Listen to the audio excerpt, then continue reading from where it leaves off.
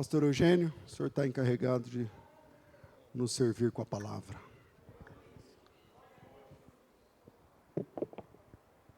Obrigado, pastor. Paz do Senhor, meus irmãos. Uma alegria estar aqui. Podem se assentar. Pastor César falou, pastor Eugênio está encarregado de trazer uma palavra a Deus. Me lembrei de uma história, não é? Quando a gente é mais novo, a gente lê acerca de histórias. Quando a gente ganha um pouco mais de experiência, aí a gente começa a fazer a história. E quando a gente fica velho, assim igual eu, começa a contar a história, não é? Então, ele falou disso, da palavra, né? Uma vez o pregador foi pregar e falou assim, meus irmãos, vocês querem ouvir a palavra de Deus? E o povo falou, amém. Falou, mas que palavra vocês querem ouvir? Porque o Senhor tem palavra de edificação. O Senhor tem palavra de exortação. O Senhor tem palavra de consolação. E o povo falou numa só voz, o que o Senhor falar, nós ouviremos. Aí ele abriu a Bíblia e leu, raça de víboras, quem vos ensinou a fugir da ira vindoura? Fique tranquilo que não é esse texto, amém? Meus amados irmãos, é uma grande alegria poder estar aqui, na igreja que o pastor César pastoreia.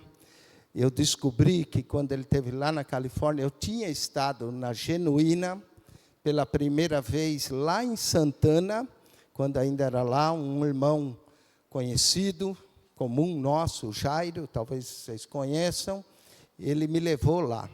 Mas eu não tive a oportunidade de ver o pastor César. Naquele dia, parece que o pastor César, nós descobrimos mais tarde, ele foi pregar no pastor Deiró, naquele dia. Então, eu não tive chance. E anos depois, né, eu ouvi, mandaram para mim um vídeo dele falando com a Lana Holder. Eu conheci a Lana, não na época que ela está agora, antes, né? Eu conheci ela quando ela foi lá de Guarulhos, o Léo estava entrevistando, e eu vi o vídeo e achei interessante. E aí, daí em diante, eu comecei a ouvir alguns debates do pastor César, e como nós temos uma escola bíblica de obreiros, o ano passado eu liguei para ele, foi na altura de fevereiro, perguntei, pastor, nós temos uma escola bíblica, vai se dar em maio, será que o senhor não poderia vir? Ele falou, olha, irmão, eu não tenho visto. Eu falei, mas não tem problema, a gente faz uma carta, né? E aí ele falou, eu vou ver se consigo. E deu certo, ele esteve lá, foi uma bênção.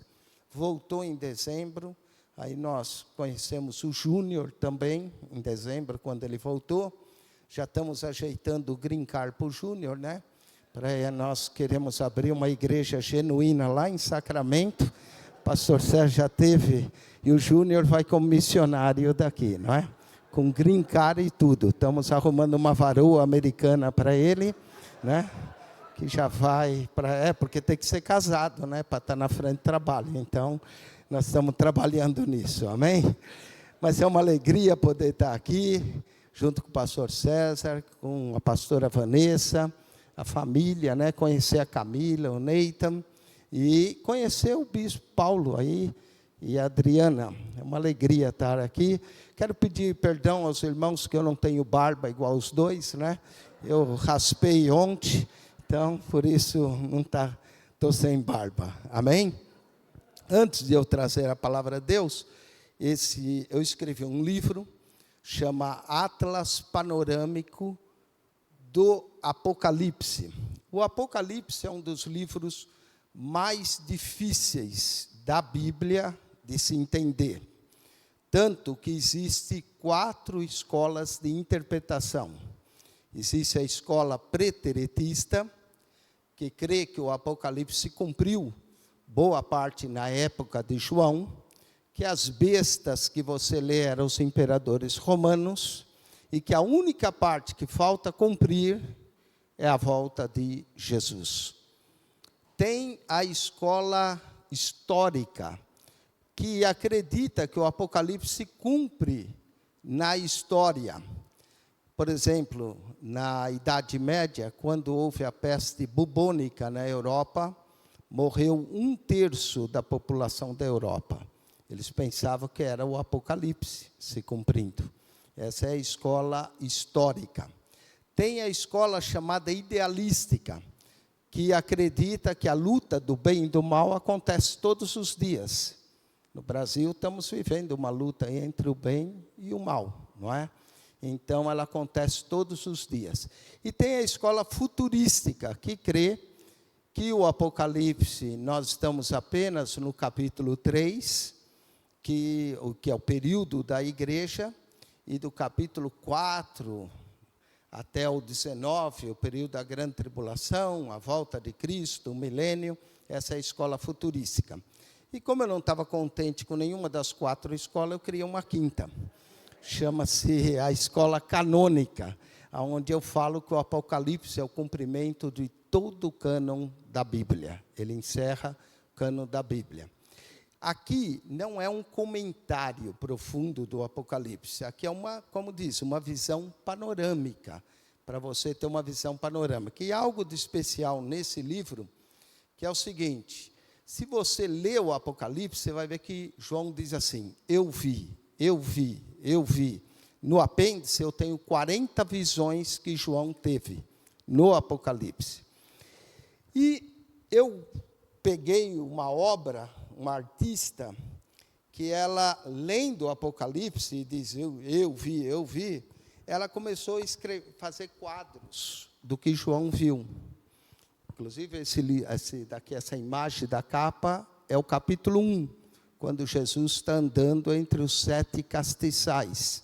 Então, ela foi pintando, e ela fez 42 imagens, e esse livro está de capa dura, papel cochê, todo colorido, não é? Ela fez 42 imagens do Apocalipse.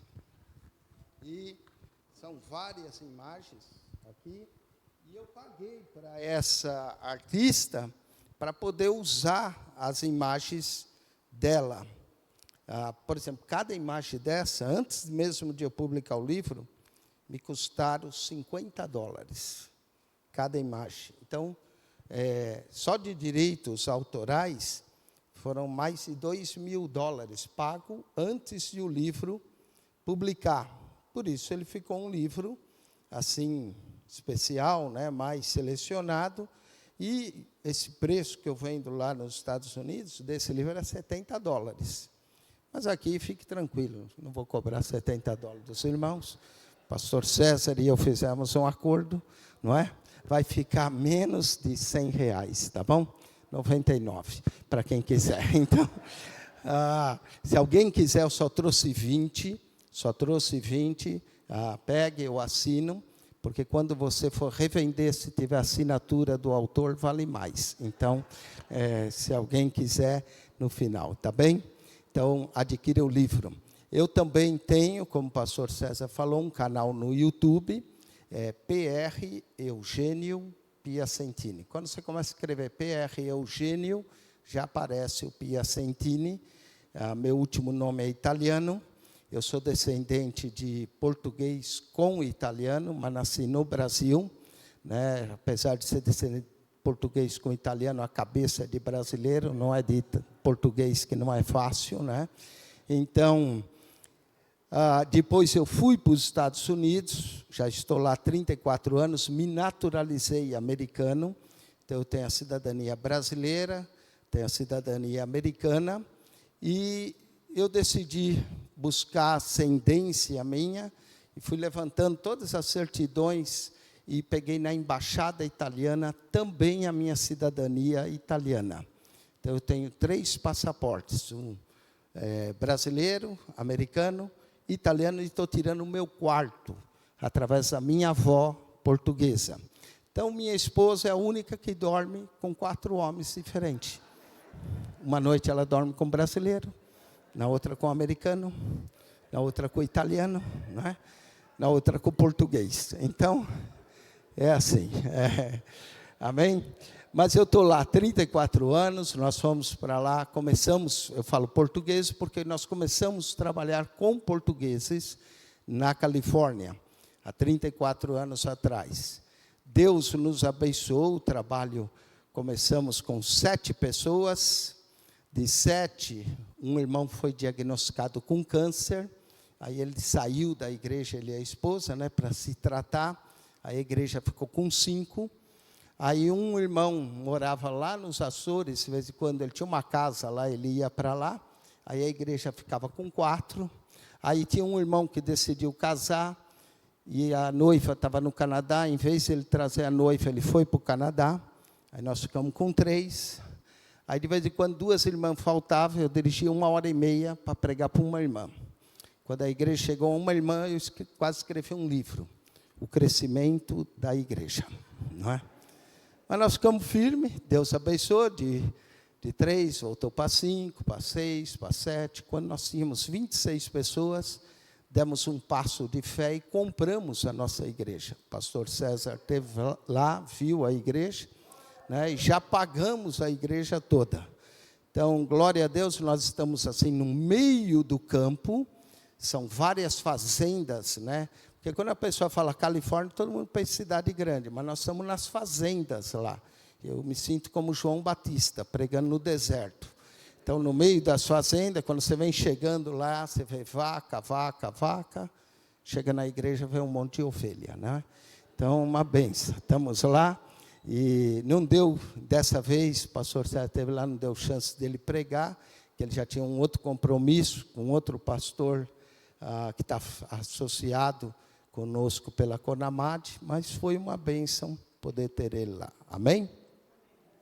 Muito bem, eu falei um pouquinho, eu trago saudações da minha esposa, ela não pôde me acompanhar, minha sogra mora conosco, desde o falecimento do meu sogro, e minha sogra está com 95 anos, né? Inclusive eu peço oração por ela, porque ela está perdendo a audição, Jesus está chamando, ela não ouve, então os irmãos oram, né, para que ela escute a voz, e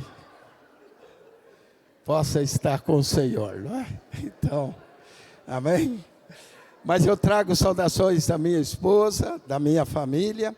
Ela não pôde vir porque ela tem que cuidar da minha sogra, né? O ano passado minha esposa veio sozinha, ficou 40 dias no Brasil e eu fiquei tomando conta da sogra, orando para que Jesus não levasse ela, porque senão iam dizer que eu matei a velha, não é? Então ia ser terrível. Mas graças a Deus ela continua, vai fazer 96 anos. O dia que Deus levou a rainha Elizabeth, ela ficou brava com Deus. Ela falou, por que Deus levou a rainha e não eu? Eu falei, porque a rainha tem 96 e a senhora tem 93. Agora ela já está chegando em 96, né? Então tem chance, amém?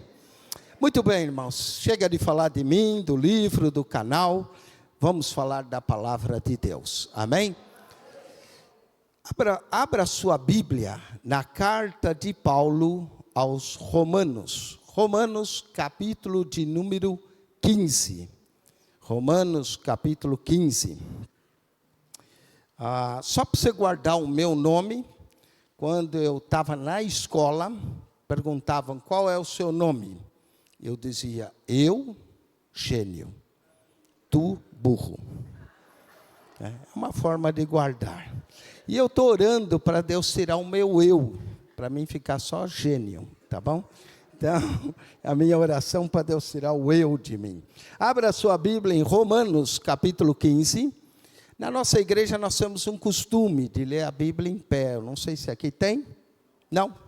Vocês se importam de ficar em pé? Quando Esdras lia a palavra de Deus, todo o povo ficava em pé. Não é? Sabe por quê? Naquela época não havia cadeira, então todo mundo ficava em pé, não é? Romanos capítulo de número 15. Diz assim, mas nós que somos fortes, devemos suportar as fraquezas dos fracos, e não agradar a nós mesmos. Portanto, cada um de nós agrade ao seu próximo no que é bom, para a edificação. Porque também Cristo não agradou a si mesmo, mas como está escrito, sobre mim caíram as injúrias dos que te injuriavam. Porque tudo que dantes foi escrito, para nosso ensino foi escrito, para que pela paciência e consolação das Escrituras tenhamos esperança. Ora, o Deus de paciência e consolação vos conceda o mesmo sentimento uns para com os outros. Diga comigo, uns para com os outros.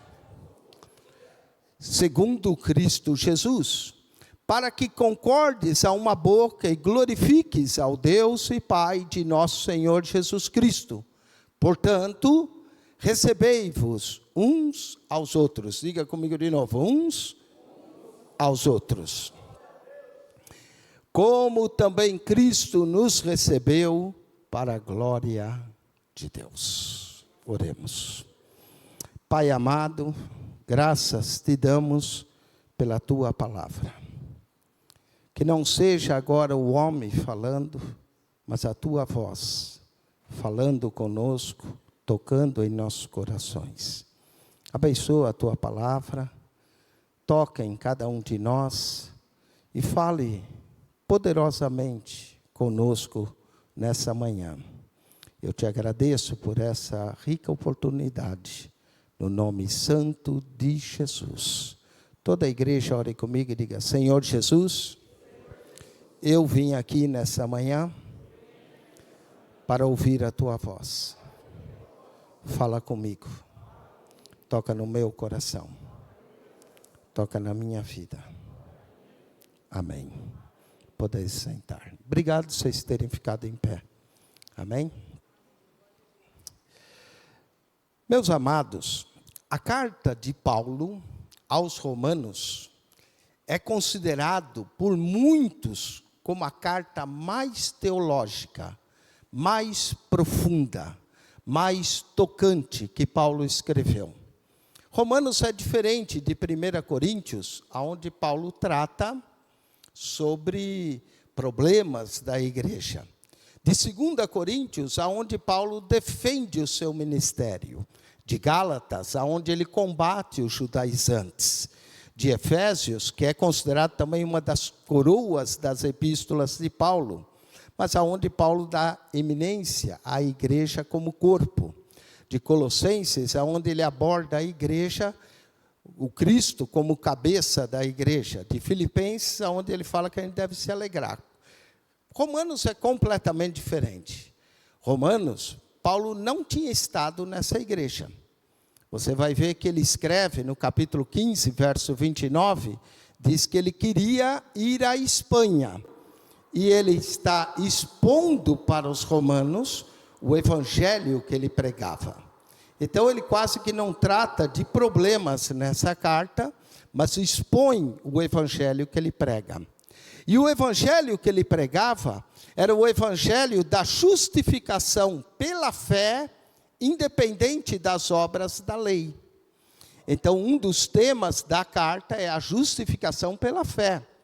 E a palavra fé, na epístola aos Romanos, aparece 35 vezes, nos 16 capítulos.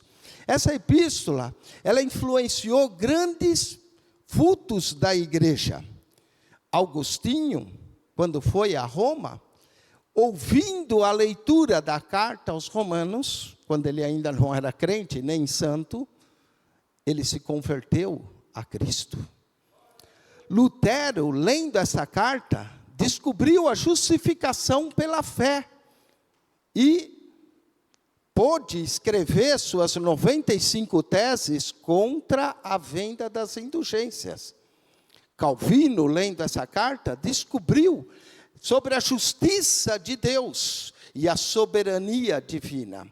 Então, ela influenciou grandes teólogos da igreja, lendo a carta de Romanos.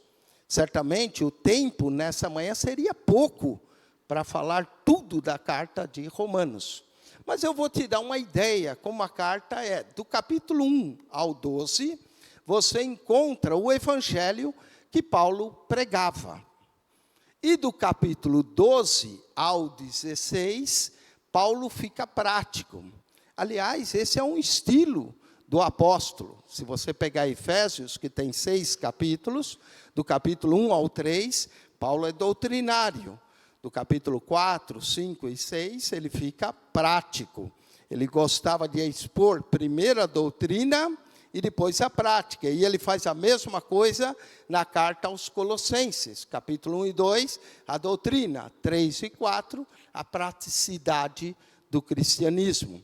Porque o cristianismo não é só a teologia. O cristianismo é prática. É viver o cristianismo. Então, Romanos, Paulo fala da justificação pela fé. Mas não é só pela fé. É pela fé, pela graça e pelo sangue. Quer ver? Romanos 3, 24, está escrito assim, que é pela graça, a justificação. Romanos 3, 24 diz, como está escrito, né? O nome de Deus, 3, 24, diz assim na carta aos Romanos, sendo justificados gratuitamente pela sua graça. Então é a graça. A graça é a fonte da salvação. Romanos 5, verso 1, diz, sendo, pois, justificados pela fé. Mas em Romanos 5, 9, diz, logo, muito mais agora, sendo justificados pelo seu sangue. Então, diga comigo, graça, sangue e fé. Okay? A graça é a fonte da salvação. O sangue é o preço que foi pago para a nossa redenção. E a fé é um meio de nós recebermos a salvação. Paulo, então, começa a carta dizendo que o evangelho é o poder de Deus para a salvação de todo aquele que crê. Romanos, capítulo 1, verso de número 16, o apóstolo diz aqui, porque não me envergonho do evangelho de Cristo, pois é o poder de Deus para a salvação de todo aquele que crê. Primeiro do judeu e também do grego. E no verso 17 diz, porque nele, no evangelho, se descobre a justiça de Deus. Olha aqui, só que nesse verso a palavra fé aparece 3 vezes. Como está escrito, né? De fé em fé. Como está escrito, mas o justo viverá da fé. Então é fé.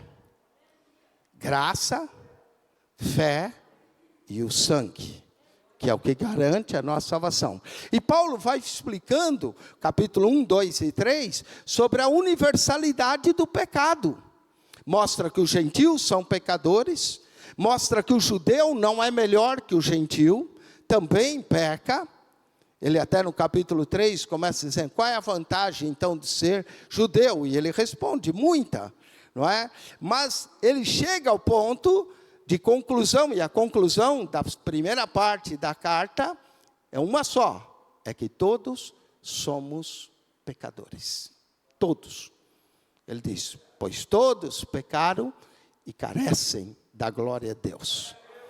Esse é o problema, o pecado. Mas ele não apresenta só o problema, ele apresenta a solução. O problema é o pecado, a solução é a graça de Deus que se revelou em Cristo Jesus para nós. E aí Paulo depois começa a tratar da justificação. Então a carta começa com o problema do pecado, passa para a justificação, que é o ato pelo qual Deus nos considera justo, como se você nunca tivesse pecado. Aí no capítulo 6 ele entra na santificação. No capítulo 7 ele faz uma analogia do casamento com a lei, que a mulher está ligada ao marido enquanto ele viver, mas morrendo o marido fica livre, mostrando a morte de Cristo. E Paulo começa também a fazer uma analogia entre a sua vida e a lei. Ele diz, a lei é santa, mas eu sou pecador. E ele chega terminando o capítulo 7 dizendo, miserável homem que sou, quem me livrará não é? E aí no capítulo 8, ele entra, mas dou graças a Deus por Cristo Jesus, que agora nenhuma condenação há para os que estão em Cristo Jesus. Amém? E o capítulo 8, ele vai falar da vida no Espírito, do andar no Espírito, de ser guiado pelo Espírito, que nós sabemos que somos filhos de Deus por causa do Espírito.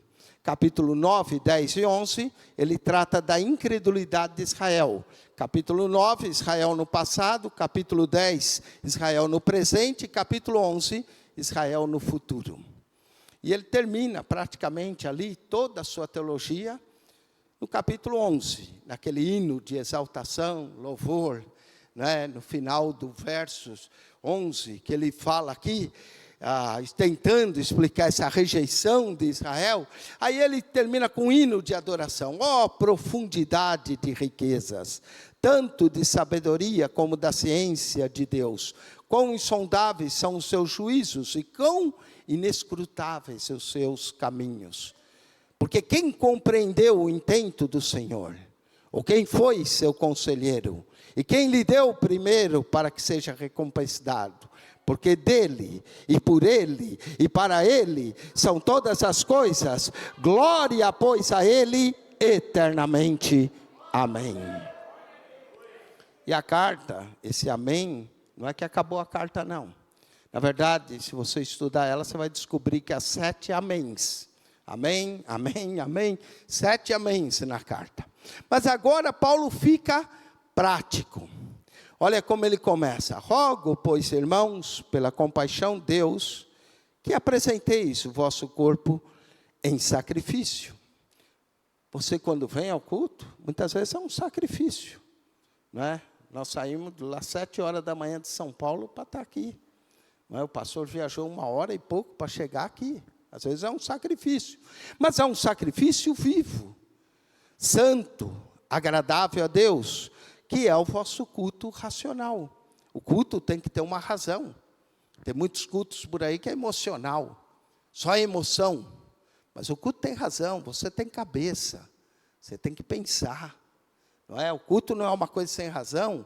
Inclusive dizem, não vos conformeis com esse mundo, mas transformai-vos pela renovação do vosso entendimento, para que experimenteis qual seja a boa, agradável e perfeita vontade de Deus.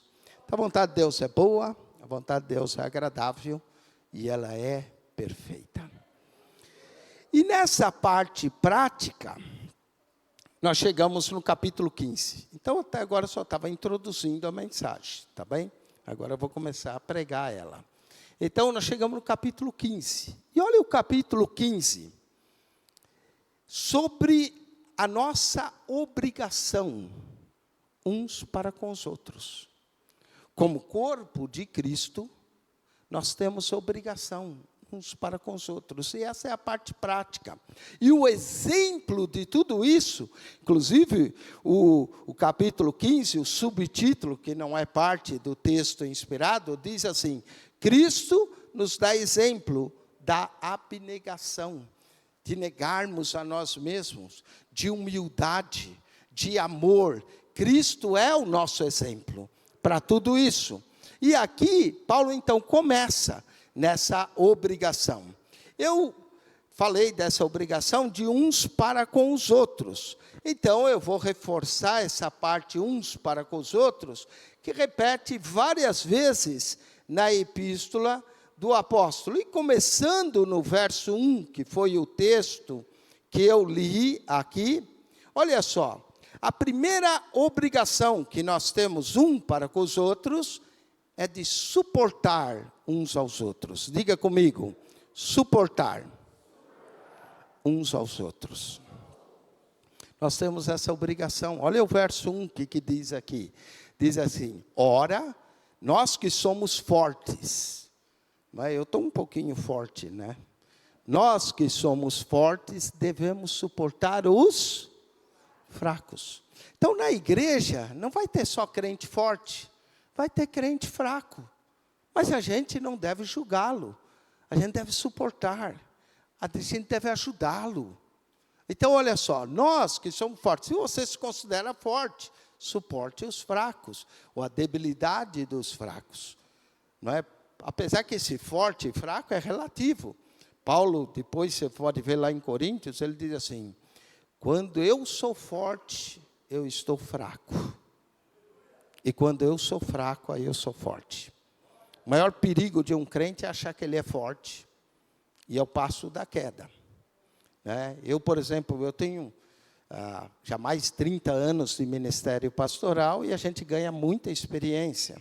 Então, quando alguém chega para mim: pastor, eu te amo, essa é a melhor igreja que eu já encontrei, pronto, é outro que vai embora. Né? Eu não saio daqui por nada. Irmãos, aí daqui a pouco começa a sentar mais atrás, daqui a pouco desaparece. Não é? Porque é assim, vocês sabem que vocês têm lugar para sentar, né? Normalmente todos quase sentam no mesmo lugar. Aí depois o crente vai subindo assim para trás. Quando ele vai subindo, que eu vou vendo que ele fica mais perto da porta, eu falo: está pronto para ir embora. Não estou dizendo que os irmãos que estão atrás estão perto de ir embora. Isso é lá na Califórnia, não é? Aqui não. Mas, veja bem, nós que somos fortes, devemos suportar os fracos. Então, o primeiro ponto, e eu vou dar 12 nessa manhã. Eu gosto do número 12, era o número dos discípulos, era o número das horas do dia. Não é? Vamos lá, nós devemos primeiro, diga comigo, suportar uns aos outros. Suportar.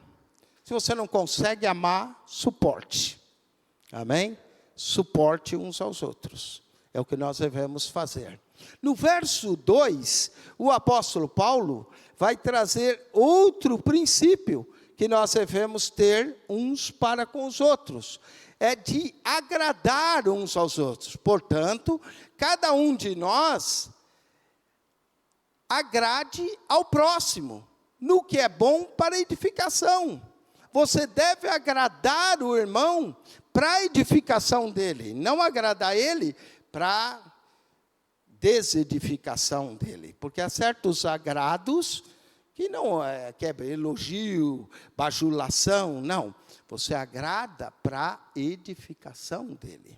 Então, nós devemos suportar uns aos outros, e nós devemos o quê? Agradar uns aos outros. Seja agradável, não é? Um com o outro. É o que Paulo diz aqui. Essa é a parte prática de praticar o cristianismo. Portanto, cada um de nós agrade o seu próximo no que for bom para a sua edificação. E olha o verso de número 5, não é? Ele diz assim: ora, o Deus de paciência e consolação vos conceda o mesmo sentimento uns para com os outros. Nós devemos sentir a mesma coisa.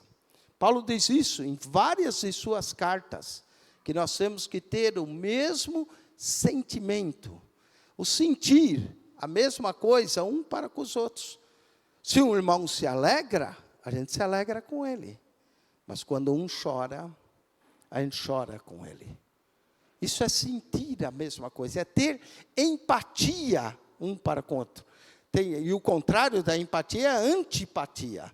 Tem gente que é antipática, mas a gente tem que ter empatia.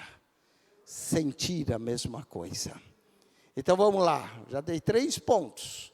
Suportar uns aos outros. Diga comigo, eu peço para você repetir só para gravar, né? Suportar uns aos outros, agradar uns aos outros e sentir uns aos outros. Amém? Ter o mesmo sentimento de um para com outro. Então, devemos ter esse sentimento, sentir de uns para com os outros, segundo Cristo Jesus. Cristo Jesus era um homem de compaixão. Ele sentia a dor das pessoas. Então, sentir uns para com os outros. E o verso 7, vem aí o próximo, que diz: e devemos, o que mais? Portanto, recebei-vos uns aos outros. Recebei-vos uns aos outros, não é? Não é só receber a Cristo, mas receber o irmão. Eu louvo a Deus, eu tive a oportunidade de receber o pastor César lá nos Estados Unidos, e agora ele está me recebendo aqui. E é bíblico, recebendo uns aos outros, não é? Então, nós devemos suportar, devemos agradar, devemos sentir uns aos outros e devemos receber uns aos outros. Receba o irmão em casa, receba o seu irmão. Isso é comunidade, não é? Uma comunidade, qual é o nome dessa comunidade? Genuína. Então, que seja algo genuíno, não é? Suportar um ao outro genuinamente, agradar um ao outro genuinamente, sentir um ao outro genuinamente. Sentimento não pode ser fingido, tem que ser genuíno. E receber um ao outro genuinamente. Amém? Mas nós também podemos corrigir uns aos outros, ou admoestar uns aos outros para edificação. Olha o verso de número 14. Eu próprio, meus irmãos, Paulo diz, estou certo a respeito de vós, que vós mesmos está cheios de bondade. O crente deve ser cheio de bondade, não é? Ali a tradução está um pouquinho diferente, diz possuídos de bondade. A minha diz cheios de bondade, cheios de todo conhecimento e podendo, olha o verso 14, podendo admoestar uns aos outros.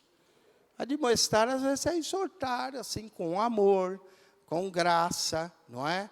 Para corrigir uns aos outros. Admoestar uns aos outros. Então, nós devemos nos admoestarmos. E admoestar tem vários sentidos. Pode ser estimular, encorajar, corrigir uns aos outros. Tem todos esses sentidos da palavra admoestação. Não é? Então, nós devemos admoestar uns aos outros. Amém? Quem já lembra todos os pontos que eu falei? Eu, às vezes, não gosto de pregar 12 pontos. Quando eu chego no 7º, ninguém lembra do primeiro. Não é? Mas vocês aqui, eu estou notando, escreve, então vocês vão guardar. Vamos lá, número 1. Número 2. Número 3. Número 4. Número 5. Amém. Olha aqui, o povo é inteligente, hein? Está guardando tudo, amém? Aí vamos ver se é mais inteligente em fazer, não é? Então, olha lá. Então, admoestar uns aos outros, não é? Que mais nós devemos fazer uns para os outros, ainda aí nesse capítulo? Vamos ler o 15 e 27. Olha só. Isto lhes pareceu bem, como devedores que são para com eles, porque os gentios foram participantes dos seus bens espirituais. Deve também ministrar os seus temporais. Paulo está admoestando os gentios que participaram dos bens espirituais dos judeus. Quando sabe que Jesus era judeu, não é? Que todo o Antigo Testamento veio por parte dos judeus. Então, nós recebemos bens espirituais deles. E Paulo está encorajando aqui os gentios a fazer uma oferta, uma coleta para os crentes de Jerusalém. Inclusive, ele vai falar dessa coleta mais adiante. Então, olha só, ele fala que nós devemos aqui dar os nossos bens temporais, materiais, para aqueles que nos abençoam espiritualmente. Em outras palavras, nós devemos ajudar uns aos outros, não é? Você vê o irmão em necessidade, você tem que ajudar. Paulo aqui está encorajando os gentios a ajudarem os judeus, não é? É o encorajamento que ele está trazendo aqui para que eles ajudem. Então, nós devemos ajudar uns aos outros. Diga comigo, ajudar uns aos outros. Às vezes você pode ajudar o irmão, ajude, não é? E nós podemos ajudar de muitas formas. Não é só com dinheiro não que a gente ajuda. Por exemplo, eu como estou lá nos Estados Unidos já há 34 anos, muita gente que chega lá, ele não sabe como se legalizar. Eu sou quase advogado de imigração, irmãos. Porque eu tenho 7 advogados na igreja. E eu converso com 7 advogados que eu vou em consulta com os irmãos. Cada caso, dependendo, eu sei para qual advogado eu vou mandar, que ele é especialista. E aí, conversando com esses advogados todos, eu fui descobrindo como a imigração funciona. Além do mais, eu já entrei lá dentro da imigração, que eu sou capelão, né? Então eu entro dentro da imigração, converso com os agentes de imigração. Já tive um agente de imigração no meu escritório, conversei 1h30 com ele, que eu estava legalizando um pastor meu. Então, a gente pode ajudar de muitas formas. Tem pastores que chegam e não sabem como montar uma constituição para a igreja. E eu procuro ajudar. Porque se você sabe fazer, ajude. Ajude, não é? É tão importante ajudar uns aos outros. E não é só com dinheiro. Conhecimento, experiência, tudo isso ajuda um ao outro. Amém? Então, olha aí, já falei de 6 obrigações. Quais são? Número 1. Número 2. Número 3. Número 4. Número 5. Número 6. Vamos ao verso 30. E rogo-vos, irmão, por nosso Senhor Jesus Cristo, pelo amor do Espírito, que combateis comigo nas vossas orações por mim a Deus. O apóstolo aqui está pedindo oração. Então, nós devemos orar uns pelos outros. Amém? Orar uns pelos outros. É o que a Bíblia diz. E a Bíblia até fala, lá em Tiago diz, confessai as vossas culpas uns aos outros e orai uns pelos outros para que sareis. Orar uns pelos outros. É tão bom a gente orar uns pelos outros. Não é só o pastor orar por vocês, mas vocês orarem pelo pastor. Não é? Orar uns pelos outros. É o que nós devemos. Muito crente só quer que o pastor ore. E ele esquece de orar pelo seu pastor, que é humano, que tem os mesmos problemas que você tem. Então, orar uns pelos outros. Uma comunidade genuína ora uns pelos outros. Amém? Essa é uma comunidade cristã genuína, que ora uns pelos outros. Suporta, agrada, sente, recebe, admoesta, ajuda e ora uns pelos outros. Se eu parasse aqui, só no capítulo 15, eu dei 7 coisas que nós devemos fazer uns pelos outros. Suportar, agradar, sentir, ter o mesmo sentimento, receber, admoestar, ajudar e orar uns pelos outros. Amém? Mas eu quero mostrar mais, porque não para aí, não é? A Bíblia fala de muito mais que nós devemos fazer uns pelos outros. E eu vou levar agora você a Romanos, capítulo 12, verso 5. Romanos 12 é quando Paulo começa a ficar prático, né? Olha só, verso 5. Assim, nós que somos muitos, ele está falando da igreja, somos um só corpo em Cristo. Mas individualmente somos o quê? Membros um dos outros. Nós somos um corpo, nós somos membro um do outro. Por exemplo, no seu corpo, se você acorda de noite, vai andar assim, não acende a luz e acerta o dedinho na ponta da cama, dói pra caramba, né? E todo o corpo sente. Né? O dedinho que bateu, mas a boca grita, ai! Não é? Todo o corpo sente. E quando nós pertencemos uns aos outros, nós sentimos a dor, já falei de sentir. Mas aqui fala do pertencer um ao outro. Somos membros um dos outros. Pertencemos um ao outro. Amém? Nós somos uma irmandade, uma comunidade. E uma comunidade genuína, um pertence ao outro. Um pertence ao outro. Por isso que jamais você deve falar mal da sua comunidade. só deve falar bem, não é?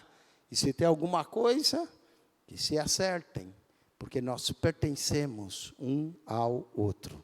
É como num casamento. A esposa e o marido são o quê?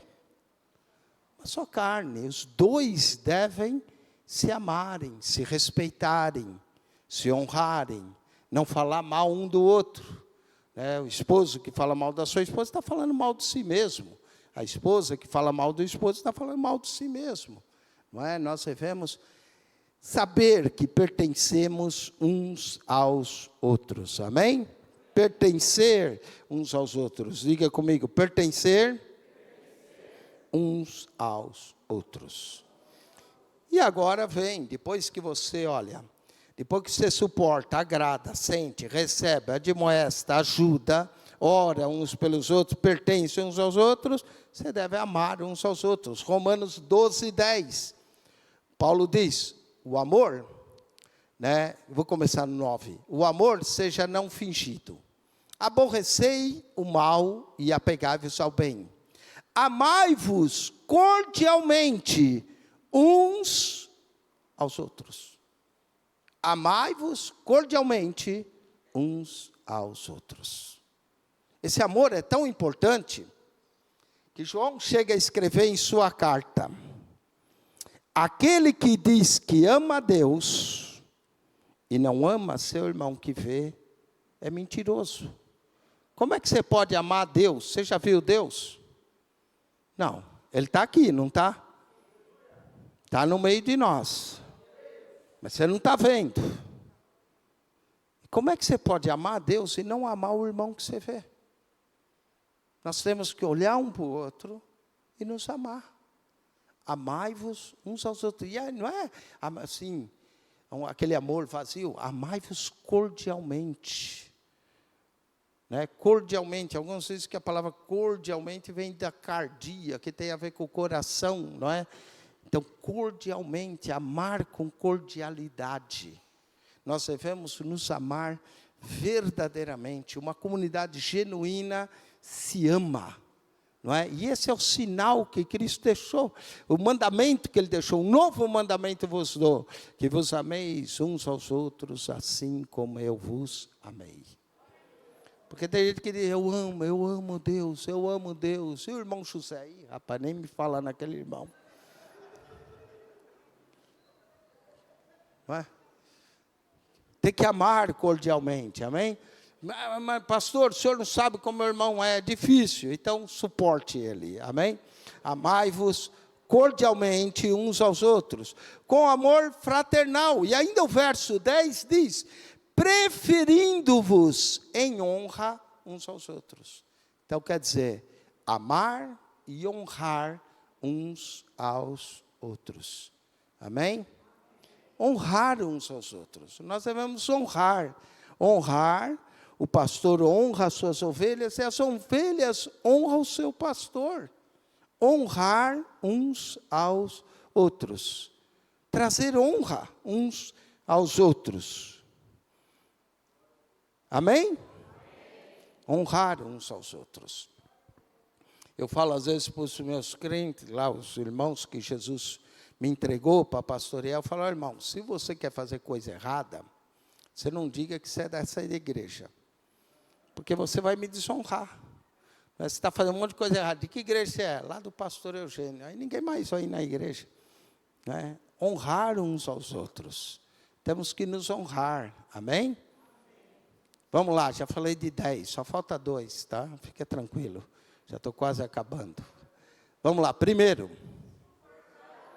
Segundo, terceiro, quarto, quinto, sexto, sétimo, oitavo, nono, décimo. Olha, se eu parasse aqui estava bom, não é? Eu vou dar mais 2, vai. Porque Paulo deu, né? Então vamos lá. Romanos capítulo 14, Romanos capítulo de número 14, versículo 13, Romanos 14, 13, diz assim, assim que não nos julguemos mais uns aos outros. Pior erro que tem é começar a julgar o irmão.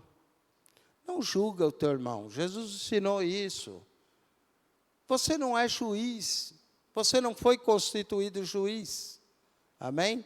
Muitas vezes a gente julga o outro pelo que a gente sabe. Mas a gente não está nos sapatos do outro. Não sabe, às vezes, o que levou a pessoa a fazer o que ela faz. Então, cuidado no julgar.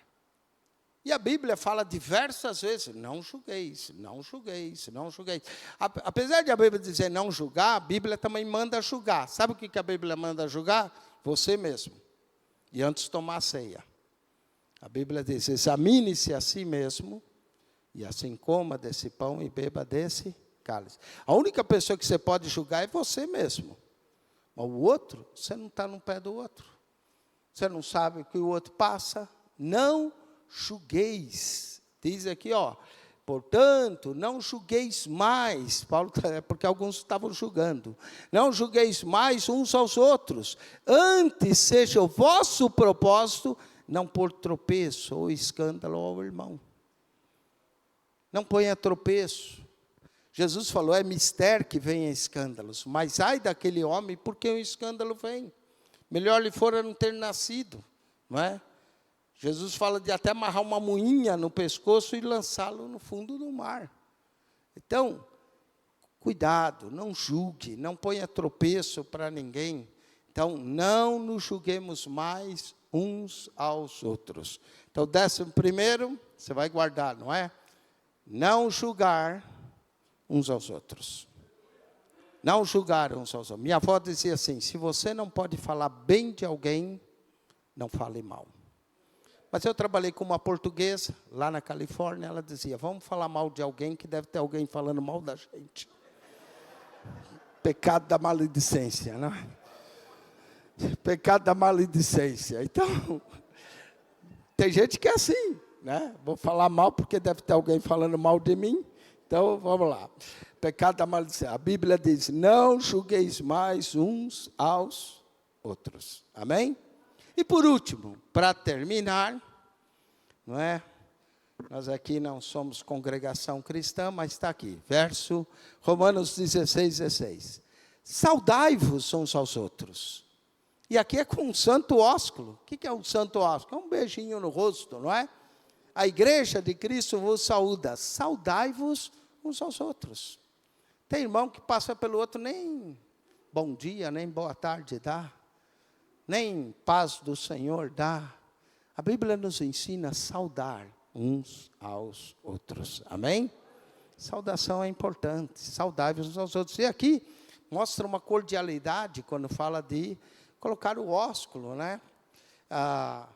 O ósculo, e aqui o ósculo santo. Em Portugal é comum a gente dar um beijinho no rosto das pessoas, não é? No Oriente é muito comum o cumprimento com um beijo no rosto. Eu, por exemplo, beijo meu pai até hoje no rosto. Então, saudai-vos uns aos outros. Nós não vamos aqui virar congregação, todo mundo se beijando aqui, mas saudai-vos uns aos outros. Você pode saudar o irmão, pegar na mão, dar uma saudação, conversar, não é? Saudai-vos uns aos outros. Então, uma comunidade genuína tem 12 obrigações, um com os outros. Baseado em Romanos. Quais são? 1. 2. 3. 4. 5. 6. 7. 8. 9. 10. 11º. E 12º, amém? Nós temos essa obrigação, uns para com os outros, amém? Que você possa fazer isso, um para com os outros. Que vocês sejam uma verdadeira comunidade, como o nome diz, genuína em Cristo. E a comunidade genuína faz isso, uns para com os outros. Amém? Posso orar por vocês? Pai, te agradecemos por tudo aquilo que o teu filho, o apóstolo Paulo, escreveu para nós. E como ele nos encoraja a suportar, agradar, sentir, receber, admoestar, ajudar, orar, pertencer um ao outro. Como ele nos encoraja a amar, a honrar, a não julgar e a saudar uns aos outros. Te agradecemos por essa palavra. Que nós não sejamos apenas ouvintes, mas acima de tudo praticantes. Te agradeço, Pai, nesta manhã, pela tua graça, pela tua misericórdia, pela tua bondade nas nossas vidas. E que a tua graça seja sobre nós. Que ao sair daqui nessa manhã e ir para as nossas atividades dessa semana, que nós possamos lembrar de orar uns pelos outros, de honrar, de amar, de pertencer um ao outro, de chamar um ao outro, e saber como o irmão está, o que ele precisa, que o teu amor esteja derramado em nossos corações. É o que nós te pedimos e te agradecemos, em nome de Jesus, o teu Filho amado, e todo o povo de Deus diz, amém. Deus abençoe. Obrigado, pastor César, por essa rica oportunidade.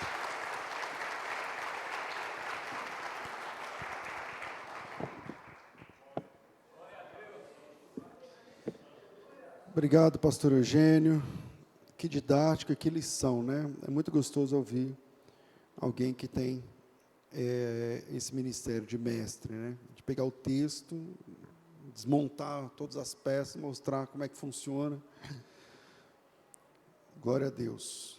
Se a gente pensar de trás para frente, saudar, a gente faz isso com todos? Não julgar, honrar, né?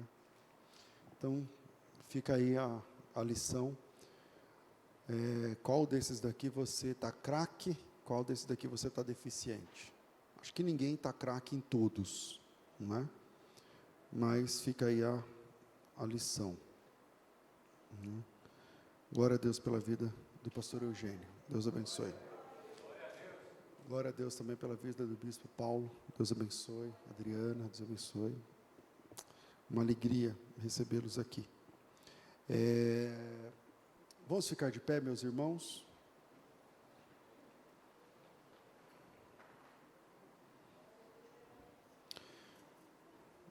Chegou o momento do ofertório. Na Bíblia, a Bíblia diz, Jesus Cristo disse, embora esteja registrado em Atos, que melhor coisa dar do que receber, e essa frase é para adultos. Porque para qualquer criança que você perguntar, você quer dar alguma coisa ou receber alguma coisa? A pessoa vai falar o quê? Receber, eu quero ganhar. E só quem já soube como é difícil precisar receber, que entende que é melhor dar do que receber. É muito melhor ter para dar do que precisar receber. Né? E chegou a hora de ofertarmos. O texto de Coríntios 9, Paulo fala que o Senhor dá semente para quem semeia e pão para o que come. Significa que pão a gente come. Se você abrir um buraco e plantar um pão, perde o pão e perde o tempo. Não adianta nada. Porque pão não adianta plantar. E semente também não alimenta. Semente é para plantar, pão é para comer. Se o que você tem de recurso agora é pão, não dê nada. Pão é para a tua manutenção. Mas se junto com o pão, você tem, não importa o valor. Se Deus te deu junto com o pão condição de investir no reino de Deus, então você tem aqui a última oportunidade desse mês de investir na obra do Senhor. para que essas portas continuem abertas, para que o nome do Senhor continue sendo levado com seriedade, como foi essa manhã. Então, curva sua cabeça e pergunte ao Senhor sobre como deve ser o seu ofertório. Pai, em nome de Jesus, nós levantamos mais uma vez a voz em oração, depois dessa palavra, pedindo ao Senhor que direcione a mim e aos meus irmãos a servirmos da melhor forma, a servirmos, investindo no Teu reino, um pouco da prosperidade que o Senhor fez chegar a nós, a nossa casa. Em nome do Senhor Jesus Cristo, que o Teu Espírito Santo direcione cada um dos meus irmãos agora a glorificar o Teu nome, não só com palavras, mas com atitudes, investindo no Teu reino, na Tua obra. Algumas pessoas têm muito pouco para ofertar, mas gostariam de fazer muito mais. Outros têm condições de fazer muito mais, mas gostariam de fazer muito pouco. Por isso a gente vai ao Senhor em oração, perguntar ao Senhor sobre como deve ser o nosso ofertório essa manhã. Tu que conheces os corações e mantém cada vida, cada família, direcione cada um de nós, de forma a glorificar o Teu nome, porque Ele é santo. Em nome de Jesus. Assim oramos agradecidos. Amém. Amém. Você que vai ofertar